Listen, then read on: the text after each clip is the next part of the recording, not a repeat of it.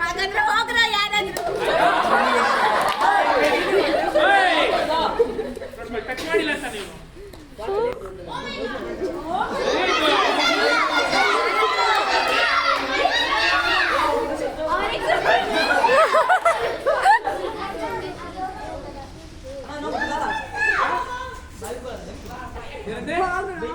ಬೆಕ್ಕಿನ ನಿಮ್ಗೆ ಕೊಡ್ಬೇಕಾ?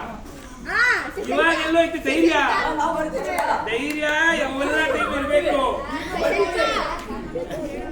ಕಾಲ ಬೇರೆ ಇದೆ. ಏನಮ್ಮ ಸೈನ್ಸು ವಿಜ್ಞಾನ ಬನ್ನಿ.